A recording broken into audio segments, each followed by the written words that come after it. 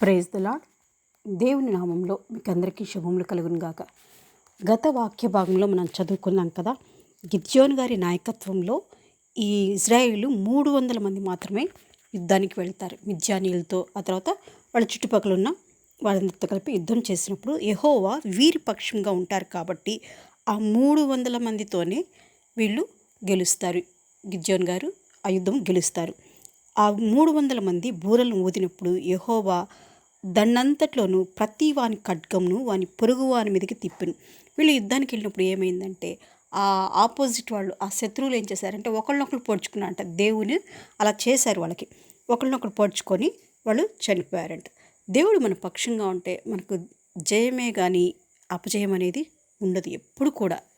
అందుకని మనం ప్రతి దానికి కూడా ఇక్కడ చూసారా, మరి అవతల వాళ్ళు చాలామంది ఉన్నారు సైన్యము మిద్యానీయులు. కానీ ఇక్కడ వచ్చేటప్పటికి ఓన్లీ 300 మెంబర్స్తో గిద్యోను గారు వాళ్ళందరినీ కూడా ఓడించారంతే. యెహోవా వారి పక్షం ఉండబట్టే వాళ్ళు ఆ విజయాన్ని వాళ్ళు అందుకున్నారు. తర్వాత ఆ యుద్ధం తర్వాత వాళ్ళు ఏం చేస్తారంటే, వాళ్ళందరూ వెళ్ళేసి ఒంటి మీద ఉన్న చంద్రహారాలు, కర్ణభూషణాలు ఇవన్నీ తీసుకుంటారన్నమాట. వీళ్ళు వెళ్ళింది ఎలాగా, ఒట్టి కుండలు తీసుకుని యుద్ధానికి వెళ్ళారు. తర్వాత దివిటీలు తీసుకుని ఒట్టి కుండలతో వెళ్ళేసి వాళ్ళు ఏం చేసుకున్నారంటే, అక్కడికి వెళ్ళి యుద్ధం గెలుచుకొని చంద్రహారాలు, కర్ణభూషణాలు, చెవులకు పెట్టుకునేవన్నీ ఆభరణాలు అవన్నీ తీసుకొని వాళ్ళు అంత బంగారంతో ఒట్టి కుండలు తీసుకొని వెళ్ళిన యుద్ధానికి వెళ్ళేవారు వాళ్ళు అంత బంగారం తీసుకొని వెనక్కి వచ్చారంటే ఇదంతా కూడా యెహోవా వల్లనే సాధ్యమవుతుంది.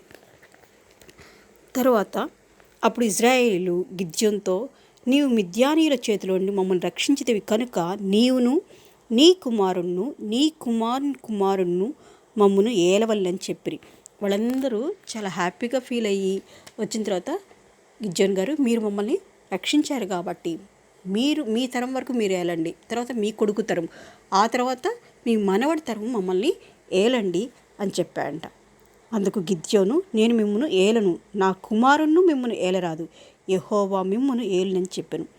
నేను కాదు మిమ్మల్ని ఏలేది, నా కొడుకు కాదు, నా మనవడు కాదు, ఎవరు ఏళ్తారంట, యెహోవా తండ్రి మిమ్మల్ని ఏళ్తాడని చెప్పి తను దేవునికి ప్రాధాన్యత ఇచ్చాడు.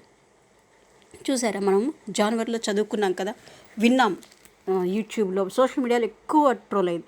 ఏంటంటే, ఈ శాన్ ఫ్రాన్సిస్కోలో ఒకసారి ఏదో మీటింగ్ కాన్ఫరెన్స్ జరిగితే అక్కడ ఒక 3 క్వశ్చన్స్ అందరూ వచ్చారంట. ఆ లాస్ ఏంజల్స్ దగ్గర వాళ్ళు ఒక 3 క్వశ్చన్స్ ఏదో కాన్ఫరెన్స్లో ఇచ్చారండి. ఏంటంటే, మీరు మీ జీవితంలో ఎవరికి ప్రాధాన్యత ఇస్తారు?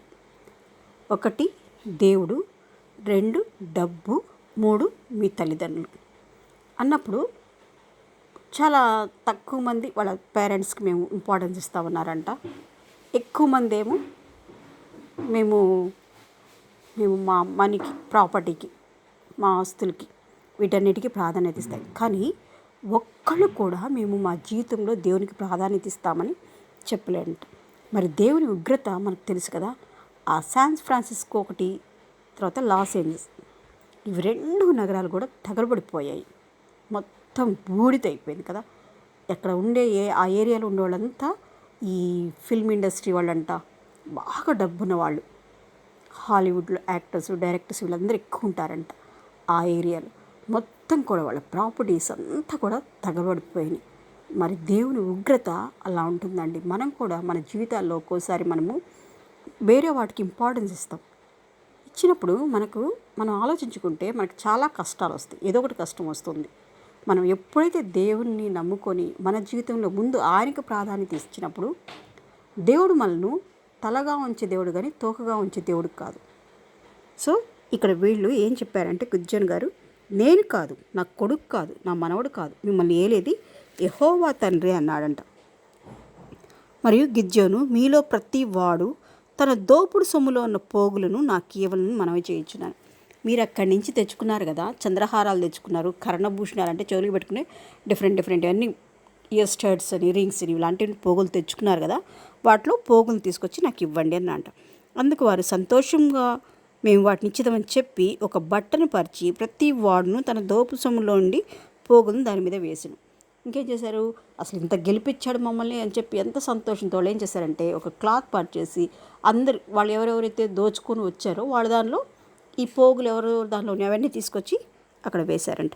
గిద్యోను దాంతో ఒక ఏఫోదును చేయించుకొని తన పట్టణమైన ఒఫ్రాలో దాన్ని ఉంచెను. అప్పుడు ఏం చేశాడంటే ఆ గిద్యోను గారు వాటన్నిటితో కలిపి ఒక ఏఫోదుని చేసేసి దాన్ని అక్కడ నిలబెట్టాడంట. కావున ఇజ్రాయేల్ అందరూ అక్కడికి పోయి దాన్ని అనుసరించి వ్యభిచారులేరి అది గిద్యోకును అతని ఇంటి వారికి ఉరిగా నుండెను.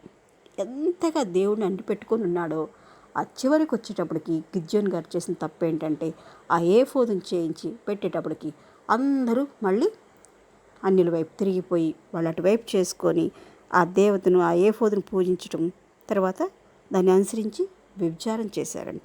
అది దేవునికి ఇష్టం లేని పని. సో దానివల్ల ఆ ఇంటికి ఒక శాపం అనేది వచ్చిందంట. గిద్యోను దినములలో దేశం 40 సంవత్సరం నిమ్మళంగా ఉండును. దేవుడు మిమ్మల్ని దీవించి ఆశీర్వదించి కాపాడును కాక. ఆమెన్.